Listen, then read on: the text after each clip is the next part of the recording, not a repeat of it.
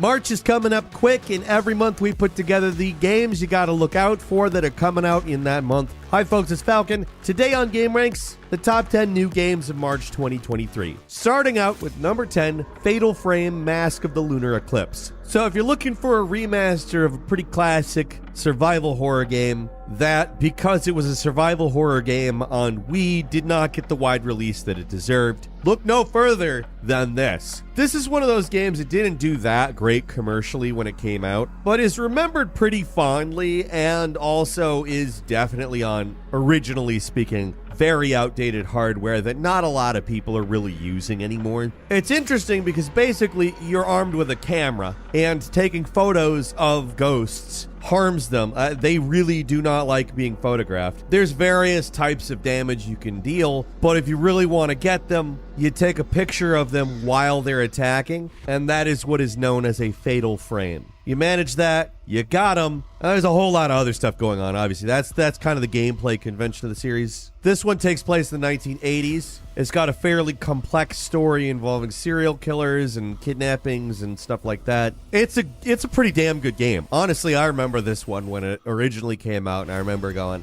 this isn't going to get a lot of attention, but this is a good game. It's actually, like, I think the third in the series, if I remember right. And because the series kind of didn't massively evolve its gameplay, critics were a little harsher than I think they needed to be, because there's really no other series like Fatal Frame. I'm sorry that by the third one, the unique gameplay hasn't turned into unique gameplay times 10, but it's a good game. Fatal Frame: Mask of the Lunar Eclipse is landing on the PlayStations, the Xboxes, PC, and Nintendo Switch on March 9th. At number 9 is The Great War Western Front, an RTS based in the First World War era. As you might guess, you get to choose whether to play as the Central Powers or the Allied Powers. So far, sounds like a pretty standard World War I RTS, but I'll also say there has been nowhere near enough of that. Like, we have various things like Star Wars Empire at War, which is actually what the developer Petroglyph Games is known for, but the days of the good Command and Conquers are long gone. Speaking of which, Petroglyph also remastered Command and Conquer. I don't know if you're getting what I'm getting at, but what I'm saying is there really just isn't enough like the old school greats. The Great War Western Front, while it does add some things, like you see various unlocks and different types of negotiations for ceasefire, etc. There's potential for different things here, but it really looks like kind of a throwback in the best way to me, and I'm definitely going to give this one some of my time. I miss those games so much. I was such a huge Command & Conquer and Command & Conquer Red Alert player, and it's not like Petroglyph has said, this is just going to be Command & Conquer. It looks more like that kind of RTS than some of the things that we see nowadays. Not to take a dump on today's RTS games, there's certainly a lot of very good ones, but I just have a hankering for this type, you know? The Great War Western Front is landing on PC on March 30th. At number 8 is The Last of Us Part 1 PC port. I know a lot of us have been waiting for this. Obviously, the PS5 version of The Last of Us Part 1 is the definitive best-looking version of it, period.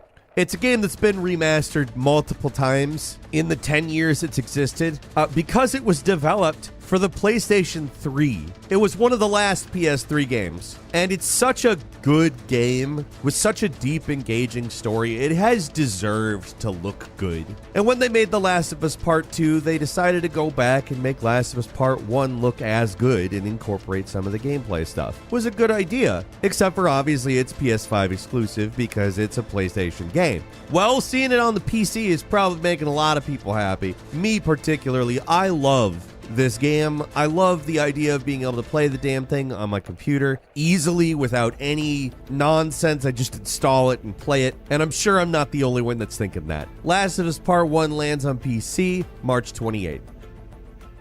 At number 7 is Deceive Inc., a multiplayer spy game. Not something we see a whole lot of. So basically, this is a game where you're using stealth and disguise, specifically disguise, to sneak in, complete an objective, and get out. However, you're not the only one doing it. Deceive Inc. apparently has a bunch of spies on its payroll, and all of them are competing to finish the mission. At least that is the conceit. It is ultimately just an excuse to give you some pretty innovative looking gameplay, albeit with a little bit of a familiar aesthetic. It kind of looks like Fortnite in a lot of ways. A lot more indoor stuff though. This is one that I wasn't expecting to be interested in, although over the last couple of months I've seen stuff that's really been hooking me, and it's one I really want to try out. It's $20 up front, which is kind of interesting for what looks like it will eventually be a free-to-play game, although I could see them using this to raise money to expand it into something bigger, which I would like. Honestly, if it catches on and there's a nice big player base, I could see this being just a hell of a cool game to get on, pull off some cool heists, and get into some crazy shootouts. Deceive Inc. is coming to the PS5, the Xbox Series, and PC on March 21st. At number 6 is Bayonetta Origins, Cereza and the Lost Demon. This is very different than the other Bayonetta games. It's more of an adventure game. It borrows from Brothers in that you play as two different characters, despite it being a single-player game, using two different Joy-Cons. It's isometric, borrows a lot from Zelda in that way, borrows a lot from platforming, and honestly looks like an experience that synthesizes a few different things. Lots of puzzle solving. There is combat, looks kind of hack and slashy, plus magic, and it's about Bayonetta becoming Bayonetta. It is decidedly significantly less racy than the other Bayonetta games in that it's very cutesy. We've got a cel-shaded look, very fantasy-oriented, obviously not aimed at adults specifically, although I'm sure fans of the rest of the series will also enjoy this game as well. Bayonetta Origins, Cereza and the Lost Demon comes to the Nintendo Switch on the 17th.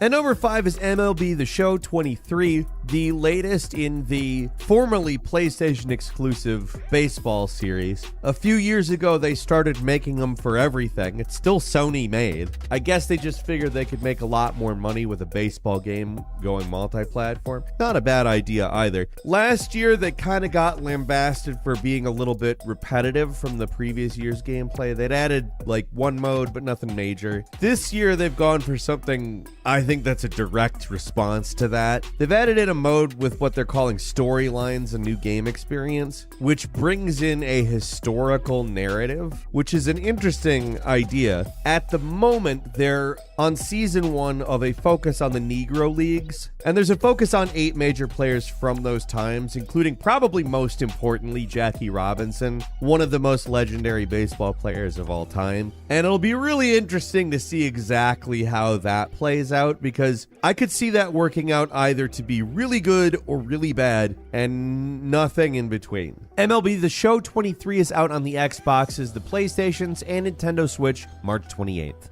At number 4 is WWE 2K23, the next in the series that honestly, like, last year's was pretty damn good. My Faction is returning from 2K22, and overall, 2K22 had kind of like the best wrestling, grappling, like, stuff that you could imagine. It's not simulation stuff, obviously. That would maybe be not the funnest game of all time, and WWE is not in real life even that realistic. It's heightened over the top stuff, so it's good that it's not necessarily as arcadey as No Mercy back in the day when they called it WWF on the Nintendo 64. But this year they've brought that gameplay along with the return of My Faction, which I thought was pretty good. There's also War Games, which has never been in a WWE game before. Showcase is back with John Cena. I mean, there's a lot of good stuff going into this game, and I don't know if I'm necessarily expecting any kind of innovation per se, but this looks like pretty much the best package of WWE 2K wrestling. I have my hopes. I mean, unless they do something like they did a few years ago and just totally screw everything up. I don't think they're gonna. I'll be playing this one when it hits on the PlayStations, the Xboxes, and PC on March 17th.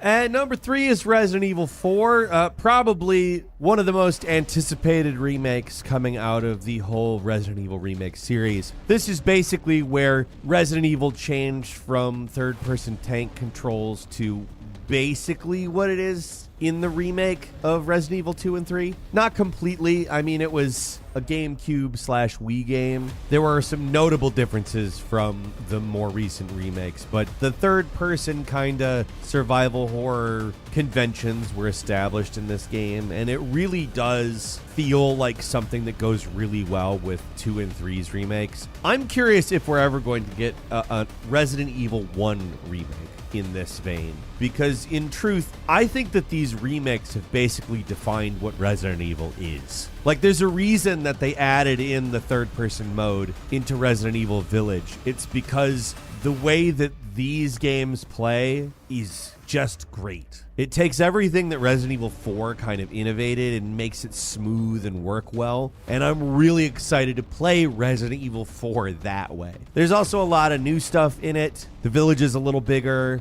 I'm sure there'll be some randomized stuff in it to keep you on your toes. I'm really excited. Resident Evil 4 Remake is landing on the PlayStations, the Xboxes, and PC March 24th.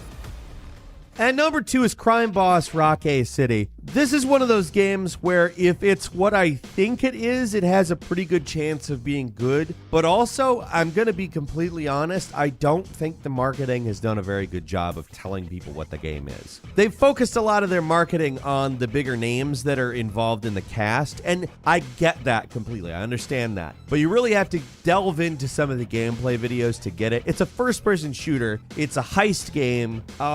There are a lot of people that are quick to compare it to the Payday games, but it kind of seems like somewhere between that and GTA, if GTA was a first-person shooter. And if that's what it is, I'm excited for it. Like, I would really like that to be a good game with, like, a killer cast in the way that it had. Like, there's so many cool people in the cast. Danny Glover's in the friggin' cast. As far as I can tell, it's not an open world game, and that's really interesting given what it is. I say the Grand Theft Auto part because it kind of looks like it wants to have a Grand Theft Auto style story with turf wars and all that, but I don't know exactly how it's going to play out, and that could be really exciting or really terrible. Crime Boss Rockay City's landing on PC March 28th. We'll see console versions later in the year.